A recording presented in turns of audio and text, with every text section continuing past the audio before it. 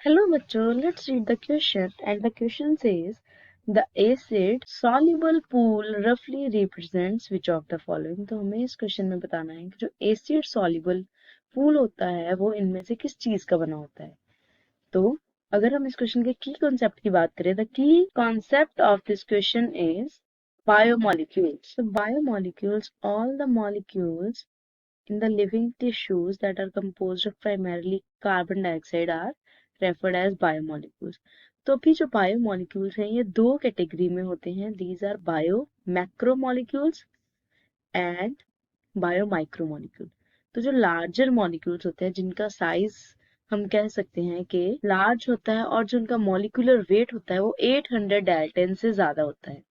So the molecules with molecular weight greater than 800 Daltons are referred to as biomacromolecules। और जो biomicromolecules होते हैं उनका जो है वो it is till 800 Daltons। तो 800 Daltons तक जिनका molecular weight होता है वो biomicromolecules होते हैं, और जिनका 800 Dalton से 10,000 Dalton के बीच में होता है वो हमारे biomacromolecules होते हैं।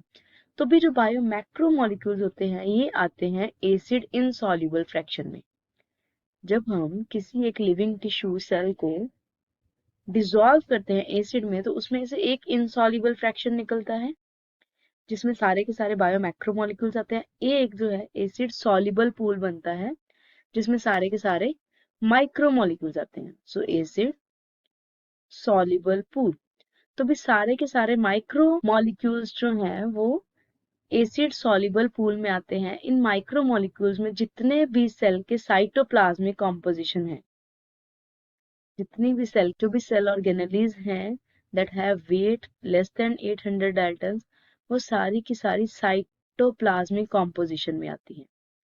तो एंडोप्लाज्मिक रेटिकुलम, लाइसोसोम्स, ये सारे के सारे जो सेल के साइटोप्लाज्म की कॉम्पोजिशन है, ये सारी की सारी जो कॉम्पोजिशन है ये डिसॉल्व होके उसमें एसिड में ये आती है एसिड सॉल्युबल पूल में।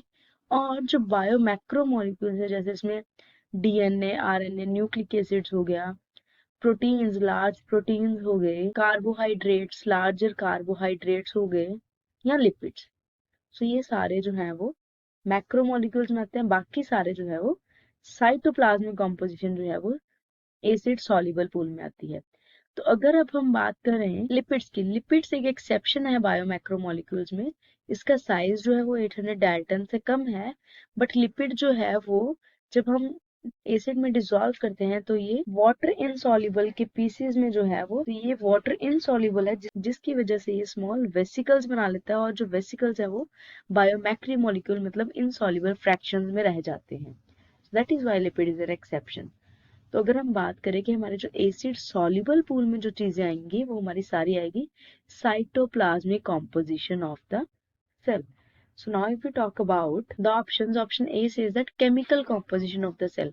तो भी जो chemical composition है किसी एक सेल का उसमें सारी की सारी ये चीजें insoluble fraction as well as soluble pool, इन सबको मिला के जो composition होती है उसे हम कहते हैं chemical composition।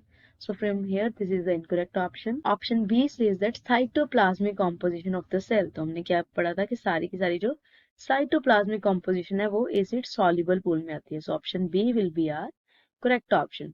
Option C says that both A and B, this is also incorrect. Option D says that physical composition of the cell, this is also incorrect. तो हमारा जो करेक्ट ऑप्शन है it is option B that say cytoplasmic composition of the cell. So cytoplasmic composition क्या थी, acid soluble pool था। इसमें जितने भी स्मॉल साइज्ड मॉलिक्यूल्स जो सेल के साइटोप्लाज्म में हैं, सेल ऑर्गेनेल्स हैं, वो सारे के सारे डिसॉल्व होके एसिड सॉल्युबल पूल में आ जाते हैं। Hope you understood it well. Best of luck.